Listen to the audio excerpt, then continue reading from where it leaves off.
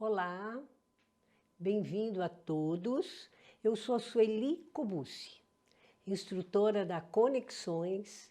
Estou aqui para discutir, conversar um tema muito importante na nossa vida, que é a gestão de conflitos e técnicas de negociação.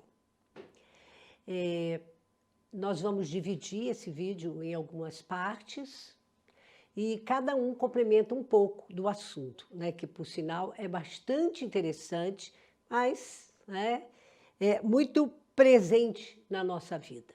Então, dentre os vários objetivos, nós destacamos aqui desenvolver habilidades de negociação e gerenciamento de conflitos na gestão de pessoas. E nós vamos ver como é importante, nesse processo, a comunicação. Costumamos dizer que bons negociadores são bons comunicadores. Então, já destacamos ali uma reflexão do Carlos Jung, que diz que uma palavra bendita é sempre uma palavra bendita. Então, meus queridos, vamos começar aqui fazendo uma reflexão. Pense na melhor negociação da sua vida. Aquela negociação que você teve a sensação de que foi ouvido, que foi realmente compreendido e no final você saiu super satisfeito. Agora pense também na pior negociação da sua vida. Aquela negociação que você sentiu que não foi... Às vezes você até saiu com o produto ou o que você queria, mas tem aquela sensação de que não aconteceu da melhor maneira possível. Então, isso vai nos ajudar a entender o que é uma boa negociação.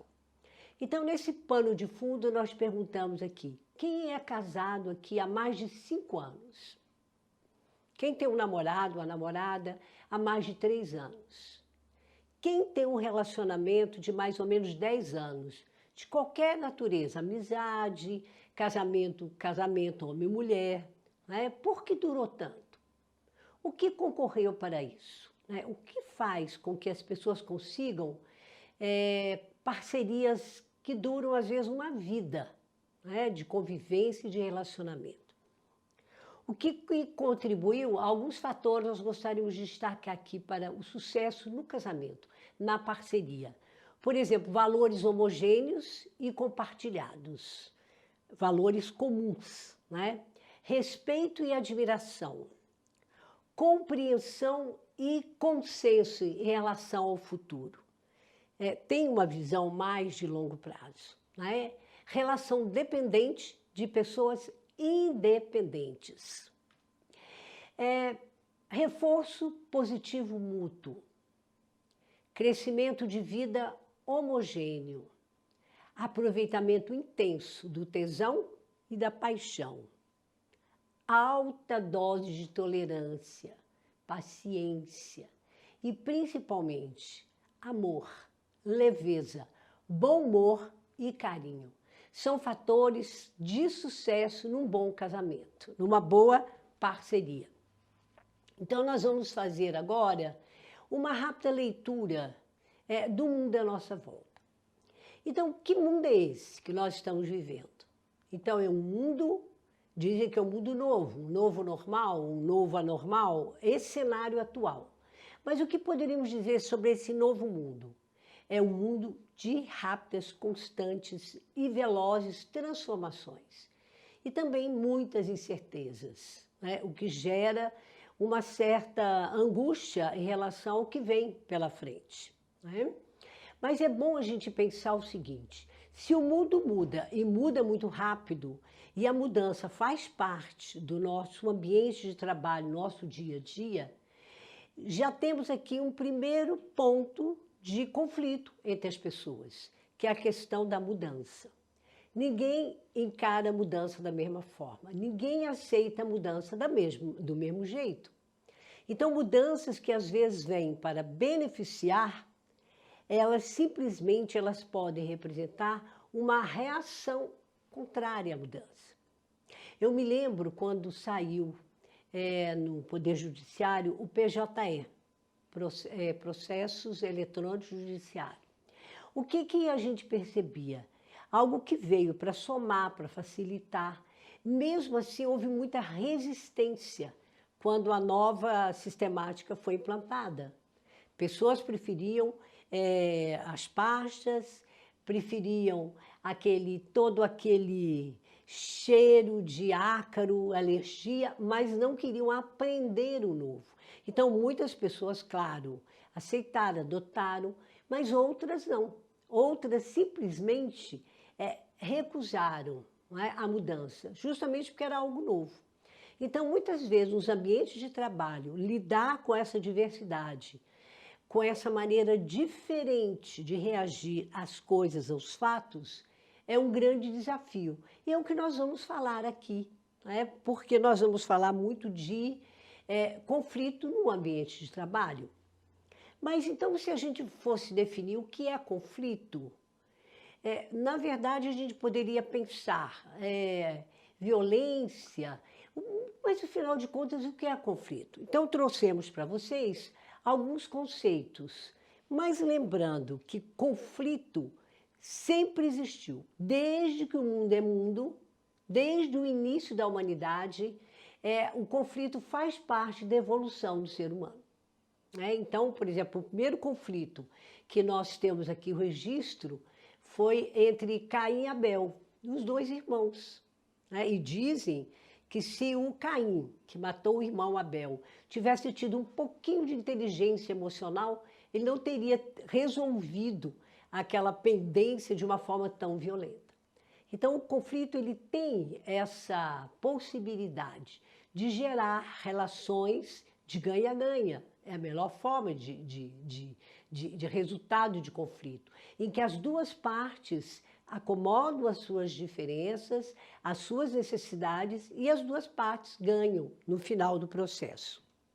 Então, veja bem, conflito sempre existiu e sempre vai existir. O que pode mudar é a nossa forma de lidar com eles, como a gente pode enxergar. E aí é que está a grande diferença. Então, na verdade, nós separamos aqui algumas definições de conflito. Uma delas diz assim, tensão produzida pela presença simultânea de motivos contraditórios. Quer dizer, para ver o conflito, nós vamos ter posições diferentes, maneiras diferentes de ver a situação. Então, aí gera uma palavra que está ali, tensão. E motivos contraditórios. Há realmente uma divergência de posições ou de interesse nesse processo. Nós escolhemos um outro autor, porque os conflitos eles podem ser entre pessoas, eles podem ser entre grupos, eles podem ser entre nações. Depende do âmbito que ele ocorre. Então, nós colocamos aqui que conflitos intergrupais entre grupos, eles são motores de mudanças individuais. Por quê? Porque estimulam o debate de ideias, levam à busca de soluções novas e mais criativas para o problema que são enfrentados pela equipe de trabalho. Então, nós vamos ver em alguns conceitos sobre a palavra conflito, que ele é sempre visto de uma forma positiva, se a gente enxergar o que ele tem de melhor. De como lidar com ele. Essa é a grande diferença. Eles devem ser tratados como oportunidade de aprender. São naturais e mesmo úteis. Nós vamos ver em que pontos eles costumam ser bastante úteis nas relações. Mas ele deve ser em torno de questões, em torno de ideias e não de pessoas. Ok? Então, nas relações de trabalho, também são muito comuns os conflitos. Por exemplo, conflito significa divergência de interesse e de opiniões. E eu pergunto a vocês, é a coisa mais comum que acontece no dia a dia. E essas diferenças, essas divergências, eu tenho uma posição, você tem uma diferença, uma contrária. Mas se eu ouvir você me ouvir, e nós conversarmos, nós vamos conseguir uma terceira, mais enriquecida. Então, ele é extremamente positivo quando a gente aprende a tirar dele o melhor proveito, quando a gente abre para uma negociação, para um diálogo, uma conversação com o outro. Ele é uma constante na dinâmica interpessoal, sempre vai ocorrer, nós vamos ver porque as pessoas são diferentes. Ninguém vê o mundo da mesma forma, né? Aliás, a diferença é o que nos define como seres humanos. Ninguém é igual a ninguém. Você não tem uma impressão digital igual a outra no planeta.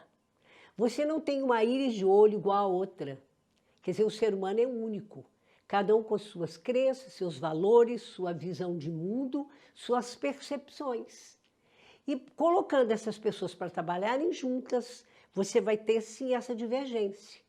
Mas é uma divergência que pode ser extremamente saudável, porque ela vai mostrar, né, um novo cenário. Eu vou ver coisas que às vezes eu não tinha percebido ainda, que você me mostra e eu também te mostro. Apontamos caminhos diferentes. Mas o conflito tem mais um aspecto bom. Ele também revela o nível de energia que existe ainda no grupo. Porque enquanto as pessoas estiverem ainda lutando, defendendo ideias, posições, é porque elas acreditam, porque há energia no grupo. É igual um casamento, casal que todo dia briga.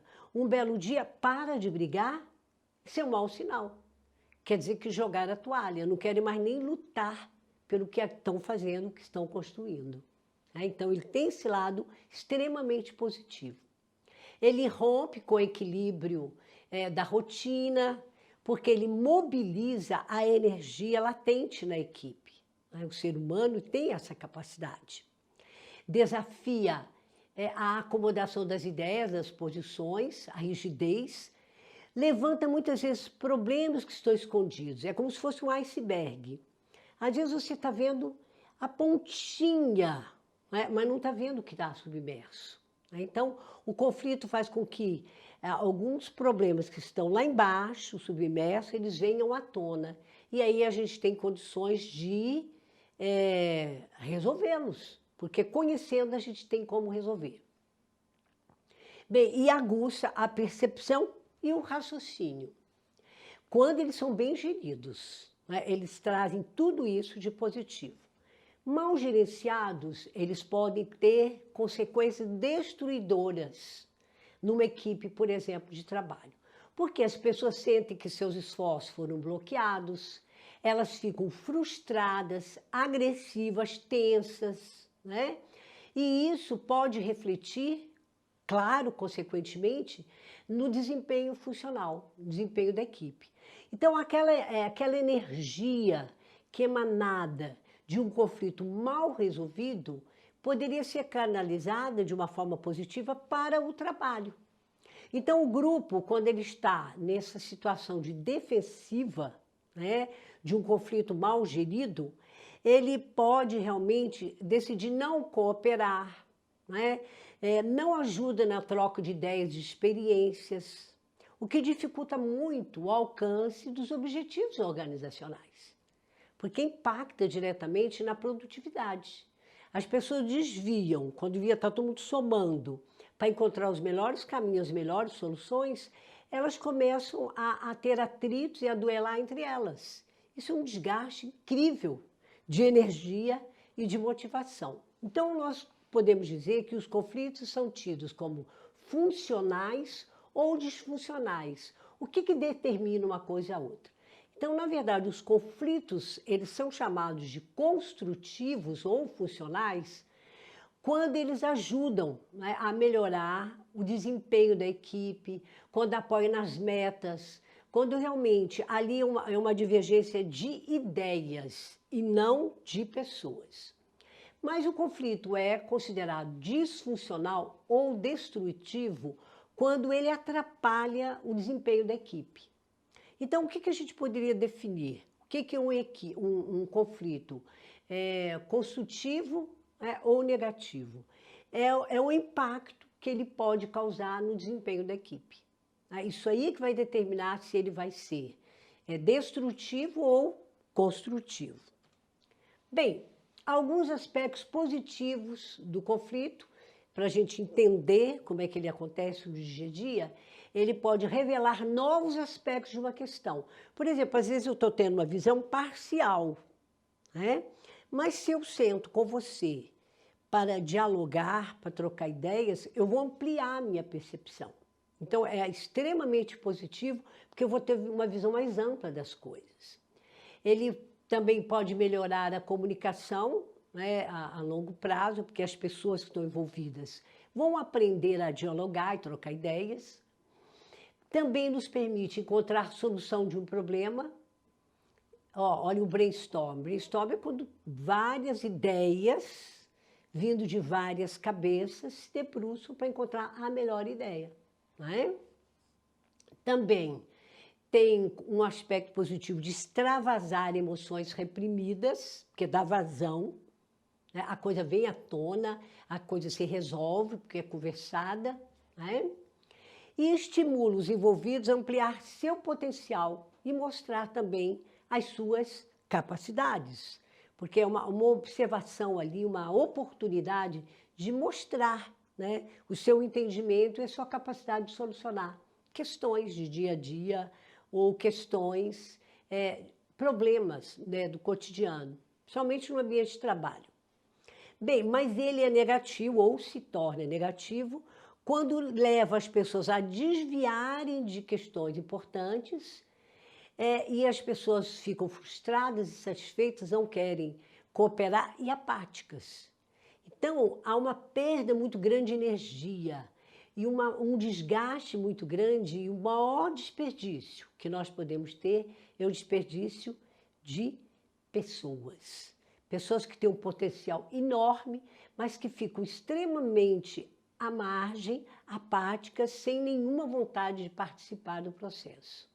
Olha o prejuízo para a organização. Então, nós temos aqui alguns níveis que a gente chama declarados de conflito. Por exemplo, nós temos o primeiro, é a recusa do conflito. Quer dizer, ele existe, mas ele existe velado, lá nas profundezas. Muitas vezes tem uma reunião, aí um joga uma farpa de cá, uma farpa de lá, mas a gente não entende bem o que está acontecendo. Então, são questões não resolvidas que vão impactando no dia a dia do trabalho. Então, há uma recusa para buscar uma solução conjunta. Nós temos um outro momento em que o conflito fica declarado. É aquele momento em que as pessoas realmente percebem o que está acontecendo, as divergências, e resolvem realmente instalar ali um conflito. Olha, nós temos aqui um problema e nós vamos resolver, né? Então, aí ele vai ser levado a uma terceira categoria, que é assumido. Então, a pessoa conscientizou que existe problema e nós vamos encontrar um melhor caminho para resolver a situação.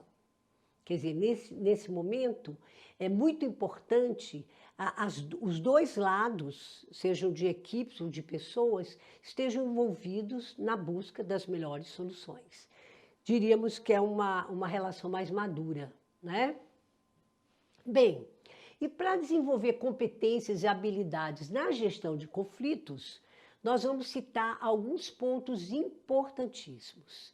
É bom lembrar que nós estamos falando de gente, porque conflito só existe em pessoas. Né? Conflitos de ideias é conflito de pessoas. Então, a primeira coisa que vamos dizer é que nós temos que desenvolver uma grande habilidade nas relações interpessoais. E é muito interessante porque uma organização ela é feita de pessoas, para pessoas. Então, vamos dizer que no cenário organizacional, o ser humano está no centro de tudo, de todo o processo.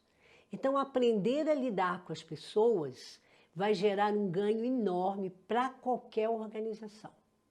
Agora, talvez esteja aqui também um dos maiores desafios. Por quê? Porque as pessoas são diferentes, como a gente já falou no início.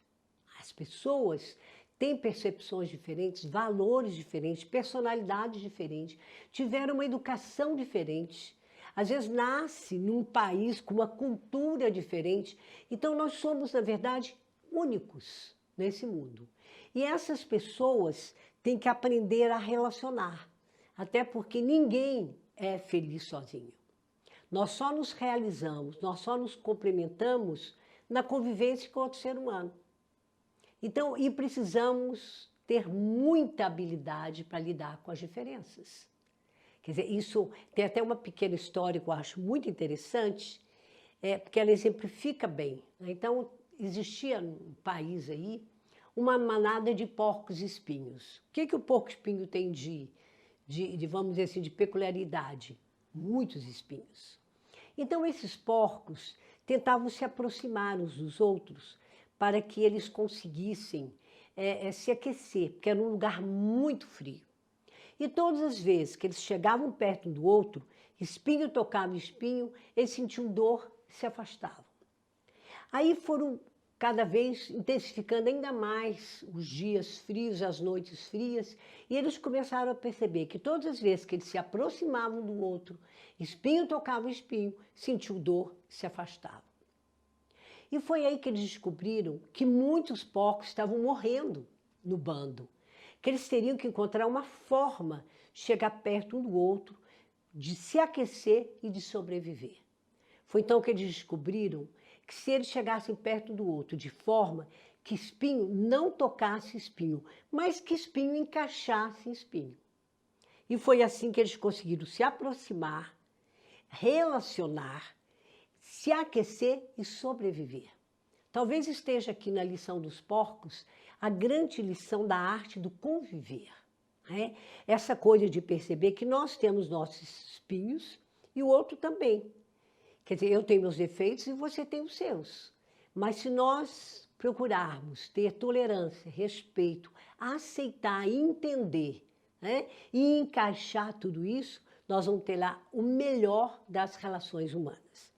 Então, lembrando, minha gente, que relacionar com as pessoas seria a coisa mais tranquila do mundo, se não fossem as pessoas. O que nós vamos falar aqui é um grande desafio, inclusive, dos nossos gestores, dos nossos líderes.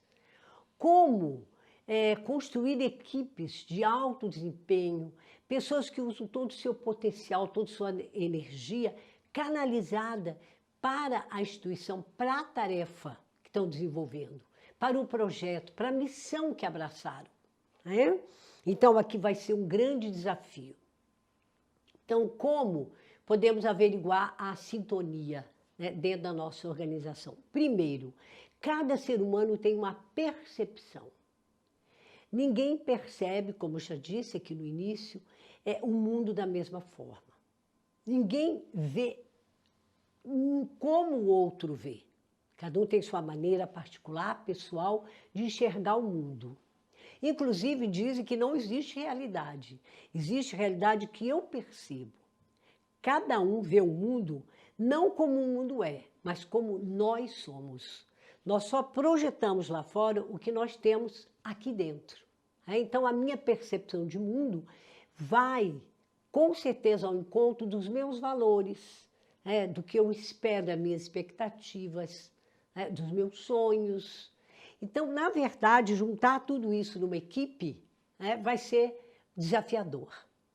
Olhando aqui essa imagem, eu pergunto para vocês, olhem bem e pergunto, o que vocês estão vendo aí? É uma mesma imagem, mas nós vamos ter como respostas várias interpretações diferentes. Alguns podem dizer, aqui eu tenho uma menina, e realmente aqui tem uma menina. Se você pegar aqui, olha, você tem uma menina, né? Você tem aqui o narizinho da menina, né, o queixinho, aqui a boca, seria uma gargantilha, o pescoço. Tirando o foco da menina, você vai ver que aqui também tem uma bruxa. Então, aqui tem o nariz da bruxa, a boca, o queixo, os olhos. A bruxa está meio de lado aqui nessa imagem. E algumas pessoas veriam outras imagens. Aqui tem uma tartaruga, né? Aqui tem um rosto. Quer dizer, nós podemos ver várias imagens, uma mesma imagem. Então, cada um percebe de acordo com o ângulo de visão e de percepção que tem da circunstância, da situação. E muitas vezes nós enganamos os nossos julgamentos, né? E aí eu pergunto, como é que temos percebido aquilo que vemos, aquilo que ouvimos? Qual é a percepção que estamos tendo do outro? Então, a janela de Johari mostra bem isso aqui. nós temos em nós um eu conhecido. A gente diria que é um eu aberto, que eu também tenho acesso, né? Eu já tenho, aqui no outro quadrante, um eu, uma mancha cega, né? Na verdade, eu tenho aqui um ponto que eu não conheço de mim. Muitas vezes nós não nos conhecemos totalmente.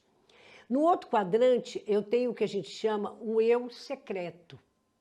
O eu secreto é aquele que eu, às vezes, não mostro para o outro, embora eu conheça. E temos um totalmente desconhecido, né, que nem eu conheço, né? Esse meu ponto,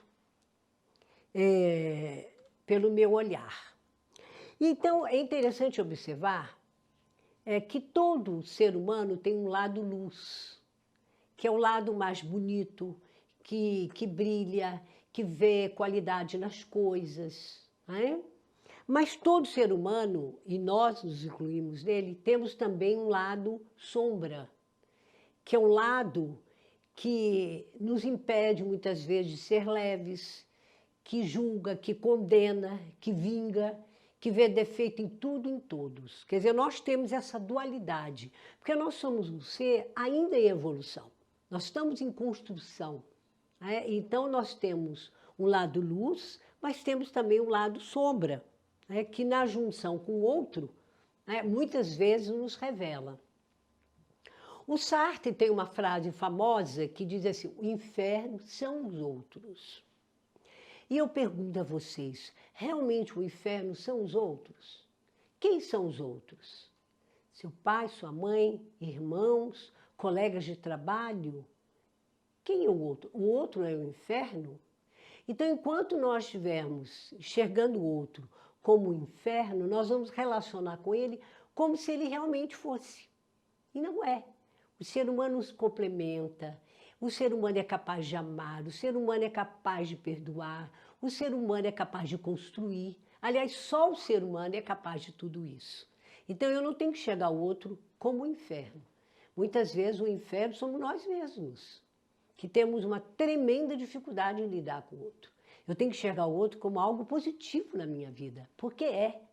Numa equipe de trabalho, você tem pessoas que estão ali trabalhando por objetivos comuns, né? De construção, de busca de resultados, de alcance de missão, né? Quando falamos em relações humanas podem ser harmônicas e desarmônicas.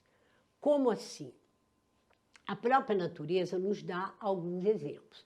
Por exemplo, você tem relações que a gente chama de comensalismo. O que é o comensalismo? Quer dizer, comer juntos. Você, almoçando com uma pessoa que foi convidada na sua casa, você tem ali uma relação de comensalismo. Eu como, você come, a gente divide ali a comida numa boa, porque você é convidado e eu me preparei para isso. Muda de status se você chega, eu já estou almoçando e você chega de última hora na minha casa e eu tenho que dividir a comida com você. Então, nesse momento, nós vamos ter uma relação de perde-perde. Nós temos chamado parasitismo, que é um ganha e o outro perde. Por exemplo, você tem o tubarão, né, e o piloto. Quem são os dois? O tubarão é aquele poderoso, né, no mar, e o tubarão ele sai comendo tudo que tem pela frente, e o piloto, que é um peixinho, né, pequenininho, que às vezes é tido como um parasita do tubarão, porque ele gruda no tubarão, ele vai comendo as sobras do tubarão. Então, analisando a relação entre eles, é uma relação em que um ganha. Realmente, o piloto se alimenta, né? Ele se alimenta da sobra, mas eu pergunto, e ele contribui com o tubarão em quê? Em nada. Quem me garante que um belo dia, com mais apetite, o tubarão dá uma olhadinha para trás e abocanha, né, o piloto e come de uma vez só? Porque ele não colabora em nada com ele. Então, é uma relação que a gente chama de ganha-perde. E a melhor das relações humanas é a chamada simbiótica, é a relação do ganha-ganha. A minha convivência com você, a minha relação com você, eu ganho e você também ganha. A soma da nossa convivência vai dar uma soma maior do que das nossas individualidades. Eu acrescento em você e você acrescenta em mim. E como exemplo de uma relação simbiótica, você tem o jacaré e o passarinho. Como é que é a relação entre eles? O jacaré se alimenta bastante, se farta bastante, depois ele estende ao sol, e enquanto ele abre a boca e ganha, né, descansa, né, relaxa, ele ganha uma belíssima limpeza bucal. Por quê? Porque o passarinho entra na boca do jacaré e limpa dente por dente. Então, ali é uma relação que a gente chama de ganha-ganha. Por quê? Porque o jacaré ganha uma excelente limpeza bucal, sem dor, sem anestesia, sem trauma. E o passarinho se alimenta, quer dizer, um torce pelo outro. Né? Embora pareça uma coisa suicida, mas nunca o jacaré fecha a boca e come o passarinho, porque é uma relação duradoura. Ele quer manter aquela relação no dia a dia. Então, nós vamos ver como isso aqui vai impactar quando nós vamos lidar com as estratégias de solucionar conflitos, que são os processos de negociação. Então, é muito interessante nós entendermos como funcionam as relações harmônicas e desarmônicas, porque isso aí vai nos fazer compreender melhor como é que se dá o processo de negociação, que é uma forma de solucionar conflitos no dia a dia. É a grande, vamos dizer assim, solução para os nossos conflitos, tão comuns as relações entre as pessoas e entre as equipes de trabalho. Então, nós vamos dar continuidade no próximo vídeo sobre a questão da negociação como técnica de solucionar conflitos.